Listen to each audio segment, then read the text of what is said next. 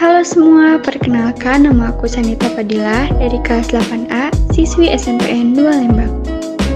Di sini aku bakalan mempresentasikan rangkumanku pada bab 4 PPKN kelas 8 dalam bentuk video, yaitu Semangat Kebangkitan Nasional 1908. Sebelum kita mulai ke pembelajaran, yuk kita lihat tujuan pembelajaran dan kata kunci apa yang kita pelajari. Setelah kalian memahaminya, langsung aja yuk kita lanjut pada materi kita kali ini. Yang pertama, kondisi bangsa Indonesia sebelum 1908. Awal mula penjajahan Belanda di Indonesia dimulai sejak didirikannya VOC tanggal 20 Maret 1602. VOC melakukan politik adu domba atau yang bisa dikenal dengan Divide and Impera.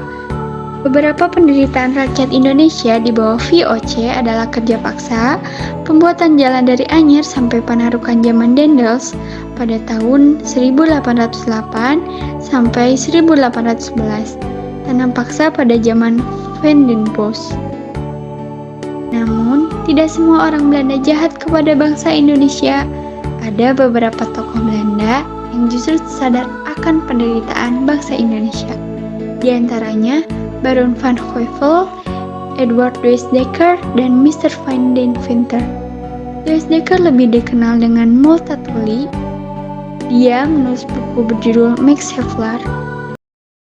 Yang kedua, perintis kebangkitan nasional dalam perjuangan kemerdekaan Republik Indonesia, yaitu Organisasi Budi Utomo. Budi Utomo merupakan organisasi pertama di Indonesia yang bersifat nasional modern. Budi Utomo didirikan oleh Sutomo pada tanggal 20 Mei 1908 dan juga pendiri lain dari Budi Utomo adalah Wahidin Sudirohusodo. Budi Utomo berasal dari bahasa Sanskerta yaitu Budi dan Utomo. Budi artinya keterbukaan jiwa, pikiran, kesadaran, akal atau pengadilan. Sedangkan Utomo artinya tingkat pertama atau sangat baik. Karena besarnya pengaruh dari Budi Utomo dalam perjuangan kemerdekaan Indonesia, Presiden Soekarno pada tanggal 20 Mei 1948 menetapkan hari lahirnya organisasi ini sebagai Hari Kebangkitan Nasional. Yang ketiga adalah mewujudkan persatuan dan kebanggaan sebagai bangsa wujud nilai kebangkitan nasional, yaitu mewujudkan persatuan Indonesia. Pada masa perjuangan kemerdekaan Indonesia, pengertian persatuan Indonesia adalah sebagai faktor kunci, yaitu sebagai sumber motivasi semangat dan pergerakan perjuangan Indonesia. Ada pula tahap-tahap pembinaan persatuan bangsa Indonesia, itu yang paling menonjol sebagai berikut. Yang pertama, perasaan senasib akan meningkatkan rasa persatuan dalam seluruh rakyat Indonesia. Yang kedua, kebangkitan nasional, pergerakan perjuangan bangsa Indonesia yang mulai menyadari kondisi dan potensi suatu negara.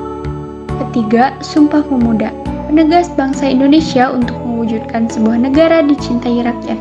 Dan yang terakhir, Proklamasi Kemerdekaan. Tanggal 17 Agustus merupakan titik puncak perjuangan rakyat Indonesia. Dan ada pula 7 tahap nilai-nilai kebangsaan yang terkandung dalam Undang-Undang Dasar 1945 sebagai berikut. Yang pertama, nilai religius. Yang kedua, nilai kemanusiaan. Ketiga, nilai produktivitas. Keempat, nilai keseimbangan. Kelima, nilai demokrasi. Dan yang terakhir, nilai kesamaan derajat. Teman-teman, apakah kalian bangga menjadi rakyat Indonesia? Tentu saja kita harus bangga. Alasan utamanya, kita bangga karena kita lahir dan dibesarkan di Indonesia. Oleh karena itu, kita harus mempertahankan negara kesatuan Indonesia dengan modal utamanya yaitu persatuan dan kesatuan. Apakah kalian tahu? Selain kita harus bangga, kita juga harus tahu bahwa bangsa Indonesia memiliki berbagai keunggulan. Selain indah, luas, sumber daya manusia, dan sumber daya alam menjadi faktor pembentuk keunggulan bangsa Indonesia. Indonesia juga dipercaya bangsa lain untuk menyelenggarakan pertemuan yang bersifat internasional. Pesawat Indonesia. Indonesia juga mempunyai pabrik pesawat terbang yang bernama PT Dirgantara Indonesia yang telah menghasilkan pesawat yang bisa dibanggakan karena kualitasnya diakui dunia. Selain itu, PT Pindad merupakan salah satu perusahaan di Indonesia yang memproduksi dan mengekspor produknya ke seluruh dunia. Oleh sebab itu, marilah kita pupuk kekuatan dan keunggulan bangsa Indonesia agar kita makin bangga terhadap Negara Kesatuan Republik Indonesia. Kita sebagai pelajar bukan berarti tidak bisa memajukan bangsa Indonesia. Bagi seorang pelajar, dimulai dengan belajar sungguh-sungguh.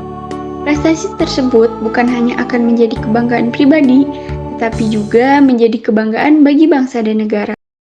Sampai sini dulu ya pertemuan kita kali ini. Thanks for watching and see you next time. Jangan lupa subscribe, like, and comment. Satu lagi nih, jangan lupa follow Instagram aku ya.